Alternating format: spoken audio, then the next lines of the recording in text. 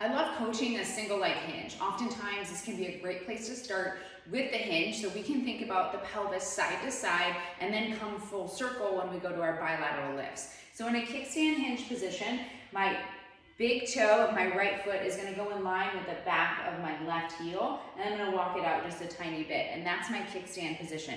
A lot of times people start too wide or too far apart to get into that kickstand. So just make sure that you're kind of a little bit staggered in this position with a working leg forward. My left knee in this case is soft, pretty much so my knee is right over my shoelaces, not too far forward over my toes, but right over my laces. I'm going to take my right hand and place it in my left hip, kind of like I'm Cheeto chopping myself at whoosh, the hip. Taking my left hand, placing it on my butt. As I hinge back, I'm going to feel like my butt is growing into my fingers, and I'm lengthening the glutes and spreading things nice and wide. In this position, soft knee, I'm going to think about, in this case, my belt buckle turning a tiny bit towards my left inner thigh. So it's just that tiny drop with that right knee long, which is unique to that left side. In this position, kickstand, right hand at the hip crease, left hand on the booty. I'm going to think about staying long through my body, so don't want to get nice and short.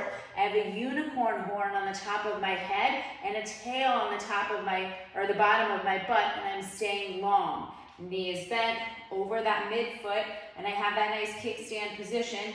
Cheeto chop at the hip, booty, left hand, and I'm going to think about hinging back. So I'm keeping that knee soft over that midfoot, maintaining contact with my big toe mound and my pinky toe. So I'm not falling forward, but I'm sensing the ground with my foot. As I come into that hinge, I remember to stay long, and I'm thinking about rolling my left butt cheek into my hand. So my fingers feel like they're spreading apart in that position. Keeping that knee soft, and as I come out of it, I'm going to think about pressing through my big toe mound and coming through with my hip, presenting my hip forward while maintaining that soft knee bend.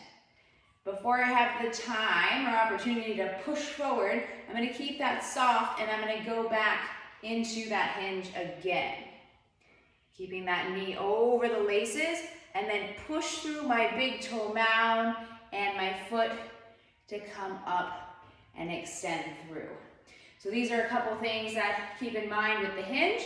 So you're in that kickstand position. Remember, big toe back of the heel, so you're not super wide or super long. Setting up opposite hand in that hip crease, same side hand, butt cheek, and I'm going to think about keeping that knee soft over the midfoot, and I'm extending the booty long behind me.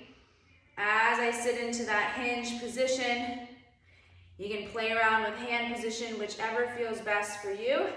And as you come up out of that hinge, pushing through the foot to come to rise.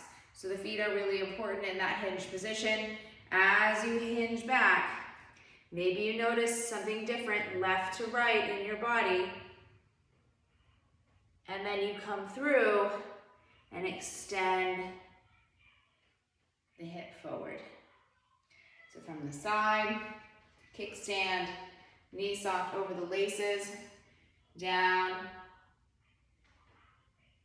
and then come through and extend the booty through.